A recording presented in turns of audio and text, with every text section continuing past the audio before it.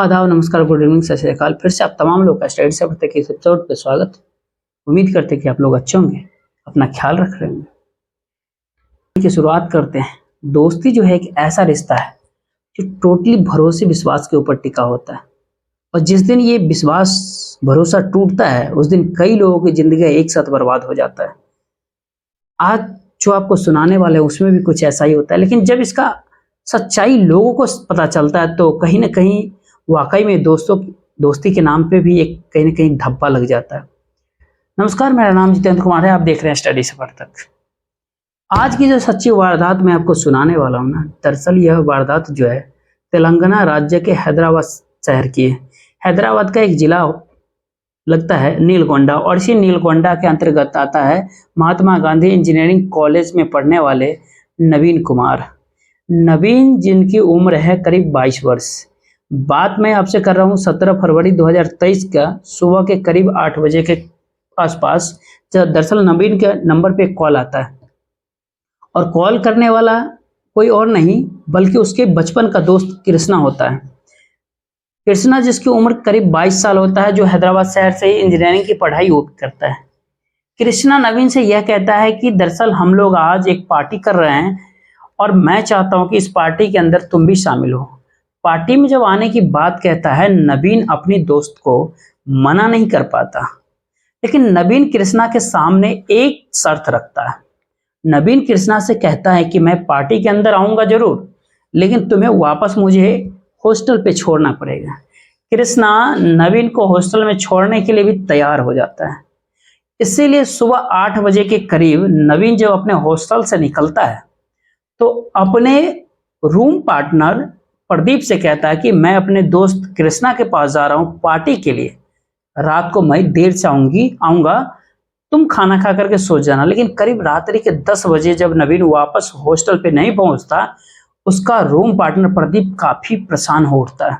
प्रदीप जब नवीन के नंबर पे कॉल करता है तो नवीन का नंबर भी अब स्विच ऑफ बताता है।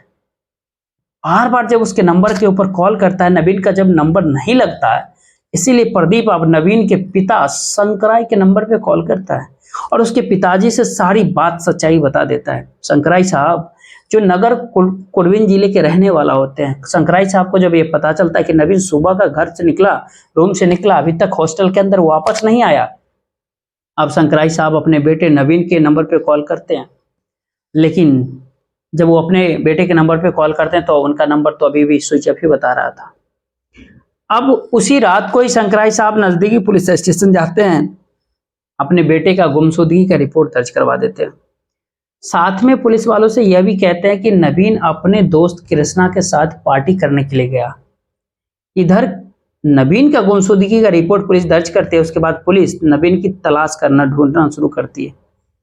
लेकिन पुलिस तमाम कोशिश कर लेती है, इसके बावजूद भी नवीन का कहीं कुछ भी अता पता नहीं होता है। जब कुछ भी पता नहीं चलता तो पुलिस अब उसके दोस्त कृष्णा की तलाश करते हैं। जब कृष्णा की तलाश करते हैं तब पता चलता है कि कृष्णा भी अब गायब हो चुका है कहीं। दोनों का कुछ भी पता नहीं चलता है तो पुलिस अब नवीन के साथ साथ कृष्णा की भी मोबाइल नंबर का सीडीआर निकलवाती है। अब सीडीआर को जब चेक करती है तो पता चलता है कि नवीन ने आखिरी बार जो बात कृष्णा से किया था। अब इसीलिए पुलिस अब कृष्णा के ऊपर दबिश डालती है। कृष्णा के मोबाइल को जब खंगालती है पुलिस तो पता चलता है कि अगले दिन 18 फरवरी 2023 को कृष्णा के नंबर पे 1500 नंबर भी ट्रांसफर हुआ था, और ये 1500 रुपया जो है हैदराबाद शहर से ट्रांसफर किया गया था। अब इस तरह का डिटेल जब पुलिस वालों को मिलता है, पुलिस को अब लगता है कि शायद नवीन जो हैदराबाद शहर से ही कहीं गायब हुआ। अब इसीलिए पुलिस कृष्णा के ऊपर दबाव डालती है। कृष्णा के जब चारों तरफ से रास्ता ब्लॉक कर देती है पुलिस तो आखिरकार मजबूर होती है, कृष्णा मजबूर हो जाता है, और 24 फरवरी 2023 को कृष्णा निरकटपल्ली थाने के अंतर्गत जाकर के सरेंडर करता है। कृष्णा जैसे पुलिस में अपने आप को सरेंडर करता है, पुलिस अब कृष्णा से नवीन के बारे में पूछताछ करती है। लेकिन नवीन से जब पूछताछ करती है पुलिस, कृष्णा अपनी सच्चाई ही कबूल नहीं करता, बल्कि कृष्णा पुलिस वालों से यह भी कहता है कि साहब नवीन की 17 फरवरी 2023 को ही हत्या कर दिया गया। लेकिन कृष्णा इस हत्या की पूरी कहानी को बयां करता है तो वाकई में दोस्ती के नाम पे एक कहीं ना कहीं कलंक सा लग जाता है। दरअसल कृष्णा और नवीन बचपन से एक साथ पढ़ाई करता है। दोनों बचपन के कहते हैं ना लंगोटिया यार वो होते हैं। हैदराबाद शहर के अंदर इंटरमीडिएट के जब पढ़ाई करने के लिए पहुंचते हैं तो उसी स्कूल में नवीन की मुलाकात नंदिनी से होती है। अब नंदिनी जिसकी उम्र है 21 वर्ष, जो हस्तिनापुर की रहने वाली होती है, जो देखने में बेहद ही खूबसूरत होती है। नवीन और नंदिनी की जो पहली बार मुलाकात होती है, दोनों के बीच में पहले दोस्ती होती है, फिर बातचीत करते करते दोनों के बीच में प्रेम प्रसंग शुरू हो जाता है। लेकिन नवीन और नंदिनी के बीच में जब प्रेम प्रसंग शुरू होता है, उसके बाद से नवीन जब भी अपने दोस्त कृष्णा से मुलाकात करता है, अक्सर अपने प्रेमिका के बारे में ही बातचीत करता रहता है। कृष्णा से अपनी प्रेमिका के सारी बातें बताता है कि अपने कैसे प्रेमिका से मुलाकात किया, वो कहाँ कहाँ पे जाकर के दोनों ने एक साथ समय गुजारे हैं। जो अपनी और प्रेमिका के बारे में सारी बातें अपने दोस्त कृष्णा से बताता है ना, तो कृष्णा उसके बात में काफी चटकारे लेकर के सुन रहा था। लेकिन नवीन जब भी कृष्णा से मुलाकात करता है, अपनी प्रेमिका के बारे में जब भी बार बार कृष्णा से कहता है, बताता है, बार बार उसकी बात सुन करके अब कृष्णा को भी कहीं ना कहीं नंदिनी पसंद आ जाती है। अब जैसे ही कृष्णा को अब नंदिनी पसंद आ जाती है, कृष्णा भी अब नंदिनी के बगल में ही रहने का प्रयास करता है। कृष्णा को पता था कि नंदिनी और नवीन जो है दोनों एक दूसरे से बेइंतहा मोहब्बत करते हैं, लेकिन कृष्णा अब नंदिनी के नजदीक पहुंचने के लिए तरह तरह का नया नया षड्यंत्र बनाना, प्लान बनाना शुरू करता है। कृष्णा को इतना तो पता चल जाता है कि जब तक नंदिनी और नवीन दोनों एक साथ रहेंगे, नंदिनी कृष्णा की कभी भी नहीं हो पाएगी। इसीलिए कृष्णा अब नंदिनी और नवीन को अलग करने के लिए एक नया षड्यंत्र बनाता है, प्लान बनाता है। जब एक दिन नंदिनी से मुलाकात करता है तो कृष्णा नंदिनी से कहता है कि तुम बहुत ही भोली हो और मेरा दोस्त नवीन तुम्हें मासूमियत का फायदा उठा रहा है। शायद तुम्हें यह नहीं पता है कि नवीन का तुम्हारे अलावा कई और लड़कियों के साथ में अफेयर चल रहा है। अफेयर ही नहीं बल्कि कई लड़कियों के साथ में उसका दैहिक संबंध भी चल रहा है। अब कृष्णा जैसे इस तरह की बात नंदिनी से कहता है ना, उसकी बात सुन करके नंदिनी को काफी गुस्सा आता है, लेकिन वहीं पे यकीन भी नहीं आ रहा था। लेकिन फिर भी नंदिनी एक गलती करती है कि वो कभी भी नवीन से ये बात की पूछताछ नहीं करती है। उसके बाद से कृष्णा और नवीन की कम बातचीत होती है और नंदिनी के आगे पीछे घूमना शुरू करता है। जब भी नंदिनी से वो मुलाकात करता है, अक्सर अपने दोस्त नवीन की कई बुराइयां किया करता है। बार बार अपने दोस्त की बुराइयां जब नंदिनी के कानों में तक पहुंचाता है, तो नंदिनी भी बार बार नवीन के बारे में इस तरह की बुराइयां सुनते हैं। कहीं ना कहीं नंदिनी को भी कृष्णा के बातों पे अब यकीन हो जाता है। इसके बावजूद भी नंदिनी इस बारे में नवीन से कभी बातचीत ही नहीं करती है। इधर नंदिनी को जैसे ही नवीन पे भरोसा उठ जाता है, उसके बाद से अब नंदिनी जो है नवीन से दूरी बनाना शुरू कर देती है। नवीन जब उससे बातचीत करने के लिए फोन करता है, उसका फोन भी नहीं लेती है। इसी बीच एक दिन नवीन नंदिनी से मुलाकात करता है और उससे पूछताछ भी करता है कि तुम मुझसे दूरी क्यों बना रही हो। लेकिन नंदिनी इसके बावजूद भी अपनी कोई भी बात जो है नवीन से नहीं बताती। और आखिरकार दूरी होते होते इधर कृष्णा और नंदिनी के बीच में जब बातचीत हो जाता है, कहीं ना कहीं अब नंदिनी जो है कृष्णा के नजदीक आना शुरू करती है। दोनों के बीच में जैसे ही दूरियां बन जाती है, उसके बाद कृष्णा और नंदिनी के बीच में मोहब्बत हो जाती है, प्रेम प्रसंग हो जाता है। जैसे ही इंटरमीडिएट की पढ़ाई खत्म होती है, अब नंदिनी को काफी समझाने की कोशिश तो नवीन करता है, लेकिन नंदिनी नहीं समझती है उसकी बातों को, तो नवीन भी उसे छोड़ देता है। नवीन को लगता है कि जैसे ही नंदिनी को समझ में आएगा, उसके पास चल करके जरूर वो आएगी, लेकिन ऐसा नहीं होता। जैसे इंटरमीडिएट की पढ़ाई खत्म हो जाती है, उसके बाद से सब अलग अलग अपनी अपनी पढ़ाई करने के लिए नामांकन करवा लेते हैं। इधर नवीन जब अपनी पढ़ाई करने के लिए नैनगोंडा जिले के अंदर आ जाता है, यहाँ पर आकर के वो एक हॉस्टल के अंदर रहता है। देखते ही देखते करीब करीब 2 सालों का समय बीत जाता है और इन दोनों 2 साल में नंदिनी और कृष्णा के बीच में जबरदस्त तरीके से प्रेम प्रसंग शुरू होता है। लेकिन नवीन नंदिनी को कभी भूल ही नहीं पाता। आखिरकार 2 साल के बाद नवीन एक दिन जो है फिर से नंदिनी के नंबर पे एक मैसेज करता है। लेकिन 2 साल के बाद जब नवीन नंदिनी के नंबर पे मैसेज करता है, नंदिनी इस बारे में नवीन को कोई जवाब तो नहीं देती, लेकिन इस बारे में कृष्णा को जरूर बता देती है। इधर कृष्णा को जैसे ही पता चलता है कि 2 साल के बाद नवीन ने फिर से नंदिनी को मैसेज किया, कृष्णा को डर सताने लगता है कि कहीं अगर नवीन को सारी सच्चाई अगर पता चल गया, नंदिनी उसको छोड़ करके चली जाएगी। इसलिए कृष्णा अब नंदिनी को समझाते हुए ये कहता है कि तुम नवीन को कोई जवाब मत देना तुम, इसके बावजूद भी नवीन नंदिनी को मैसेज करना बंद ही नहीं करता। आए दिन हर रोज अब तरह तरह के नए नए मैसेज नंदिनी को करना शुरू करता है।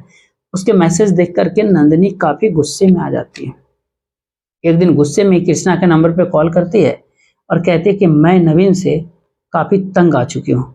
दरअसल तुम मुझे उससे छुटकारा पाने के लिए कोई नया रास्ता निकालो। अगर नवीन से छुटकारा पाने के लिए जैसे ही नया रास्ता निकालने के लिए कहती है कृष्णा अब इसी चीज का इंतजार कर रहा था। कृष्णा जो है नंदिनी से कहता है कि तुम चिंता मत करो, मैं बहुत जल्दी नया रास्ता निकालने वाला हूँ। और उसी दिन ही कृष्णा जो है नवीन को इस दुनिया से हटाने का नया प्लान बना लेता है। और फिर नवीन को इस दुनिया से हटाने के लिए कृष्णा एक नया जो षड्यंत्र बनाता है। इस षड्यंत्र के तहत ही 17 फरवरी 2023 को सुबह के करीब 8 बजे के आसपास नवीन के नंबर पर कॉल करता है और पार्टी देने के बहाने उसे हैदराबाद बुला लेता है। इधर नवीन को कभी पता ही नहीं चलता कि कृष्णा और नंदिनी के बीच में प्रेम प्रसंग चल रहा है। पार्टी में जब आने की बात कहता है नवीन भी बिना आगे पीछे सोचे बगैर कृष्णा के साथ जाने के लिए तैयार हो जाता है। जैसे ही हैदराबाद शहर में वो पहुंचता है कृष्णा उसे रिसीव करता है, अपने मोटरसाइकिल पे बैठा करके एक होटल के अंदर जाता है। उस होटल के अंदर दोनों काफी मात्रा में शराब पीते हैं, लेकिन कृष्णा नवीन को अपने प्लान के तहत काफी मात्रा में शराब पिलाता है। और इधर नवीन जैसे ही काफी मात्रा में शराब पी लेता है वो नशे में चूर हो जाता है। उसके बाद से कृष्णा नवीन को अपने मोटरसाइकिल पे फिर बैठा करके शहर में इधर उधर घुमाते रहता है और पूरा दिन बिताता है। जैसे ही रात्रि का समय होता है करीब 8 बजे के आसपास पेड़ा अंबर पेड़ के झाड़ियों के भीतर जाता है और जाकर के कहता है सारे दोस्त वहीं पर इंतजार कर रहे हैं। रोड के किनारे अपनी बाइक को खड़ी करती है और पैदल जंगल के अंदर वो दोनों जाता है। नवीन आगे आगे चलना शुरू करता है और कृष्णा पीछे पीछे। अब कृष्णा अपने षड्यंत्र के तहत पहले से ही एक पिट्ठू बैग ले रखा था वहां पर। उस बैग के ऊपर एक प्लास्टिक की रस्सी होती है, 2 ग्लव्स होता है और एक धारदार हथियार रखता है। जैसे थोड़े जंगल के भीतर वो पहुंचते हैं कृष्णा अपने बैग से प्लास्टिक की रस्सी निकालता है और उस रस्सी को जो है नवीन के गले के ऊपर लगा करके तब तक खींचता है जब तक उसकी सांसें नहीं रुकती है। नवीन जैसे इस दुनिया को अलविदा कहता है उसके बाद से कृष्णा अपने सारे प्रयास को निकालता है, उसके धारदार हथियार को निकाल लेता है, उसके सर को उसके शरीर से अलग कर देता है, उसके पेट को भी फाड़ देता है, उसके दिल के ऊपर वार करता है और उसको कहता है कि इसी दिल में ना मेरी नंदिनी तुम्हारे दिल में बसती थी, उसे तुम भूलने की कोशिश ही नहीं कर रहा था। उसके बाद से उसके दोनों हाथों को 10 उंगलियों को काट के अलग कर देता है और यह कहता है इन्हीं उंगलियों से ना तुम नंदिनी को मैसेज किया करता था। जब सारा क्रियाक्रम किया कुछ फोटो भी तस्वीर भी अपने मोबाइल के अंदर वो खींच लेता है और नंदिनी के नंबर पे व्हाट्सएप भी कर देता है। इधर जैसे इस तरह की फोटो नंदिनी को देखती है तो नंदिनी भी उस फोटो को देख करके काफी खुश हो जाती है। उसके बाद से कृष्णा जो नवीन की डेड बॉडी को वहीं पे जला देता है। उसके बाद से करीब 10 बजे के करीब करीब अपने दोस्त हसन के रूम के पे जाता है और हसन से अपनी पूरी कहानी कह देता है, बताता है। लेकिन हसन को जब अपनी पूरी कहानी बता देता है तो हसन भी यहाँ पर एक गलती करता है, वो पुलिस को नहीं कॉल करके अपने दोस्त की मदद करता है। कृष्णा हसन के पास कपड़े चेंज कर लेता है शहर छोड़ने के लिए, उसके कमरे से बाहर निकलता है, लेकिन कृष्णा के पास तब तक पैसा खत्म हो गया था। इसलिए कृष्णा अब नंदिनी के नंबर पे कॉल करता है, उससे पैसे मांगता है। वो 1500 रुपया नंदिनी ही कृष्णा के नंबर पे ट्रांसफर करती है। कृष्णा वहां से निकल तो जाता है, भाग तो जाता है, लेकिन पुलिस जब दबाव डालना शुरू करता है आखिरकार 24 फरवरी को सरेंडर कर देता है। जब कृष्णा पूरी कहानी जब पुलिस वालों को कहता है, पुलिस कृष्णा के कहने पर ही नंदिनी और उसके दोस्त हसन दोनों को भी अपने कब्जे में लेकर के थाने पहुंचती है। फिर पुलिस इन तीनों को कस्टडी में लेकर के इन लोगों पे गंभीर धाराओं में मुकदमा दर्ज करके जेल भेज दिया। इस पूरी घटना के बारे में आपका क्या राय है? आप अपनी राय जरूर बताइएगा। तब तक के लिए